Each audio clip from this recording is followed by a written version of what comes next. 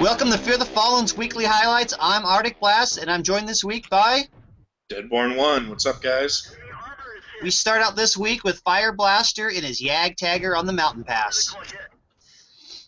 This JagdTiger is such a good sniping tank, and that superstructure on it is just so very hard to pen. He's putting very good use of it here. Yeah, and that rate of fire also helps out really well with dealing with the masses. Oh, this poor AT right here. Just watch this. Oh, you think you're gonna get away? Yeah, no. Stay right there and let me get you. I mean, and it's amazing. I mean, here he is. He's holding this pass by himself, and there's like 4 tanks up there. There's the AT7, I mean the AT8. There's the JagdTiger coming at him. There's that little light back there. I mean, it's just a bloodbath. But you kind of gonna notice that his position as well keeps that hull out of the way, so there's less of a chance of getting penned. Leave that superstructure exposed, where someone can actually attempt to get him, but there's not a whole lot of chance of it. Yeah, and then after the bridge is cleared, he comes down and he finds this tagger too, who just, I don't know what he's thinking. It's like, you know, I mean, you got hit and you're not returning penetration, so why do you just keep trying to go at him at the same direction? And he pays the price for it, so hopefully he'll learn the hard lesson there. Yeah. So Fireblaster walks away with the Brothers-at-Arms because he was up playing with, I believe it was Herbie, and he has some fun in that tank.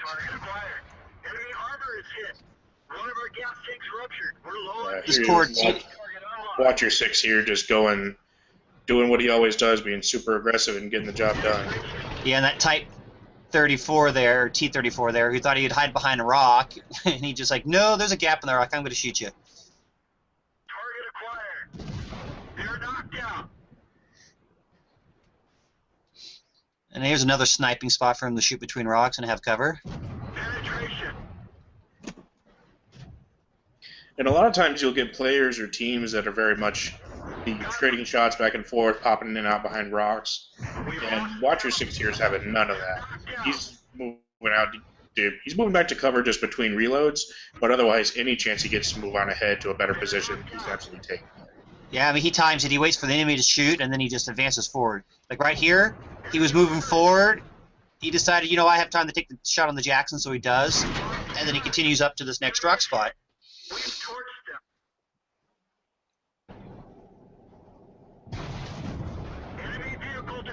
I mean, here it's a matter of, you know, focusing on his threats.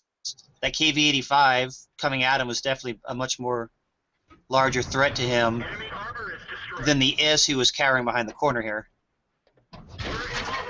And even noticing his position on the map compared to his allies there, just not waiting for them at all.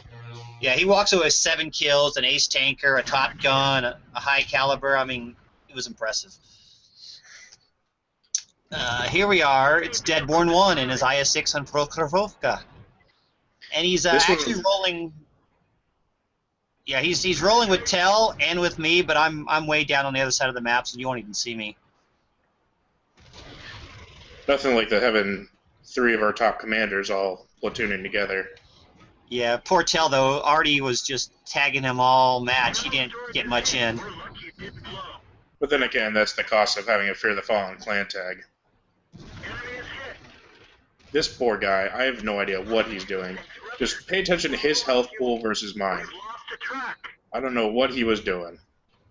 But he has a clear advantage. I'm thinking at this point, I'm going to die. I know I have Tel back there, but it's not going to do me any good. So, coming at him, trying to force him to bounce the shot, and lo and behold, there he goes. And at this point, I'm like, oh my gosh, I'm actually going to live through this this engagement. And he comes around to the side, don't know what he's doing, showing me that flat position, but I'll gladly take advantage.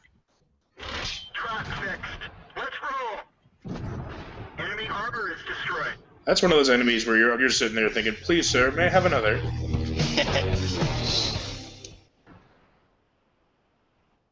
Now here we are with AJD Steel and his M6 on steps. Now notice in the minimap you can sort of make it out. It's only him and a Cromwell, and they're holding this entire flank. Penetration. And then count the number of enemy tanks that are rolling up on them. Enemy armor is hit.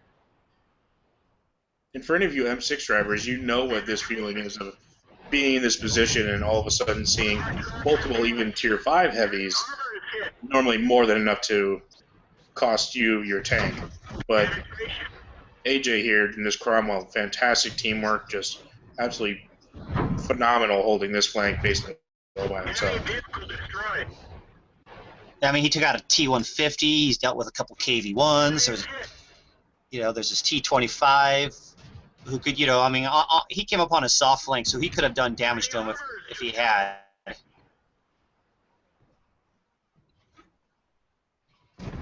Enemy armor is destroyed. Enemy armor is destroyed. I mean, he walks away with a top gun, a high caliber, and an ace tanker, and it was well deserved. Here we are with Freepenguins in his Object 432 on Westfield, and I mean, he plays this tank like he built it himself. I mean, he just seems to know all the ins and outs of this tank. Enemy is hit. Poor artillery there, he couldn't quite save it, but Destroyed. revenge will have to do. Penetration. And the fact that he's able to, I mean, shoot on the move at relatively, I mean, not at a distance, but at these mid-range, I mean, it definitely helps him. The fact that he's not having to stop all for every single shot. They're knocked out. And then that RHM falling off the cliff just, Minister doing engage. ooh, gimme. Penetration.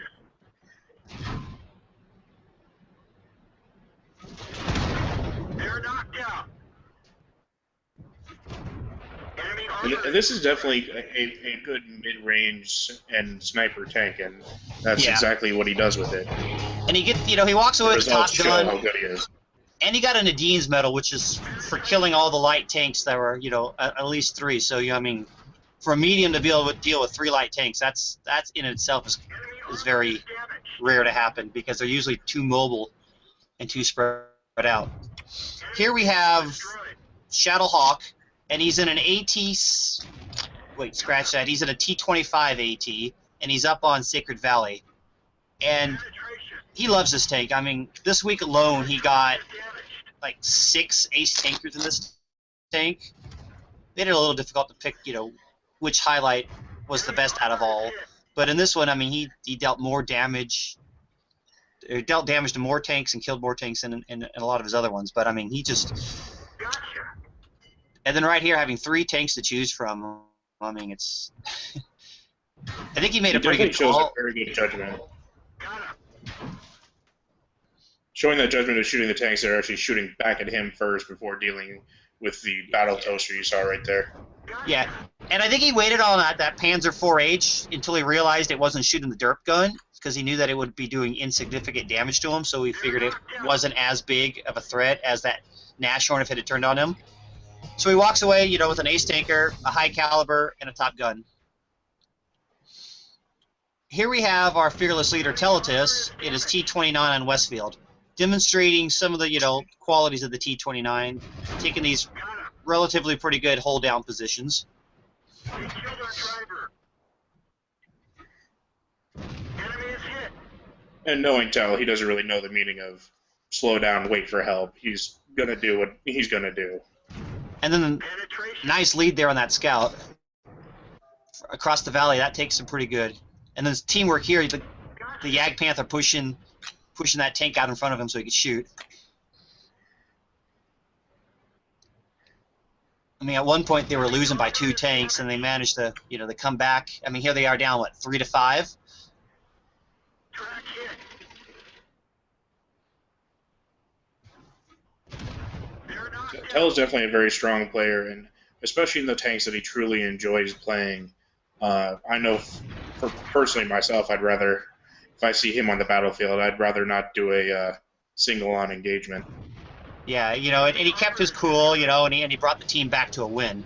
And he came away with a steel wall and a high caliber.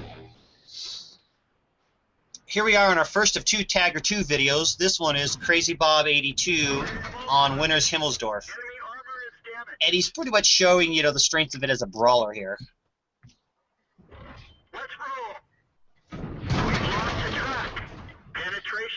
the angle he's on into that corner really, it kind of, as an enemy, it kind of tricks you into thinking that you can either get at the front plate and or the side, but both are just angled so well that he is taking some damage, but not enough to be critical.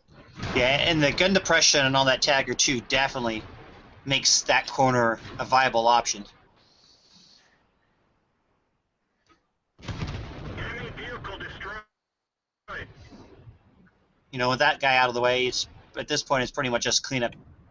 You know, taking care of what's left over. Enemy armor is destroyed. Permission to got him. You know, he walked away with a steel wall for all his effort.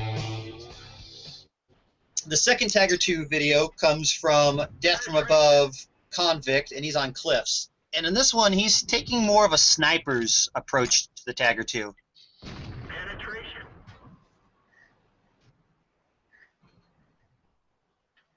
And Arctic, I like how you have both of these videos in here, just definitely showing the flexibility of the tank depending on different play styles. Enemy armor is hit. Yeah, and different maps too. I mean, he could have tried to brawl on this one, but I mean, with the layout, he would have easily gotten himself surrounded, and you know, too many tier 8s ganging up on a Tagger 2 makes the Tagger 2 look more like a kitten. Yeah. Tiger 2 likes things in front of it, not beside it. Enemy is hit. Enemy armor is hit. And you could just see by comparing the two clips from these two players how effective both styles are. Yeah. Now keep an eye out here, though. He's down to 51 hit points, and all of a sudden this Jagdpanther pops up, and he's like, okay, I can start dealing with him. And the Jagdpanther ricochets right there off of him. Enemy armor is damaged. And then in his next shot, We can barely see through the scope. hits his scope. But, you know, Konvict here, he's like, Enemy armor is destroyed. I mean, he must have been, you know, sweating in his pants right there. I mean, 2 shots and he managed to walk away and survive. You know, he gets an ace tanker for his effort, at, you know, and a high caliber. We wrap up this week with me, articblast, and my VK3001D on Redshire. And I prefer to use this tank a lot like how I play a lot of my medium tanks. I prefer to be on the soft edges, doing a lot of flanking, taking shots where I can, and spotting for everybody else. I get a little close to the combat here for a little bit, but once we're able to clear them out, I'm able to go back to my preferred sniping mode with the mediums. And that's definitely a hard thing that you'll get a lot of players that if you can take advantage of putting someone on their flank or behind them, then you'll get players that just don't know what to do, don't know how to respond, and by the time they make a decision, it's too late, they're already done for. Gotcha. Yeah, and you know, the team came in with a win, so I definitely contributed by being on those flanks. So that wraps up this week, and don't forget to vote for your favorite replay. This is the first video for October, so you'll have until the end of November to vote. And as always, subscribe and follow.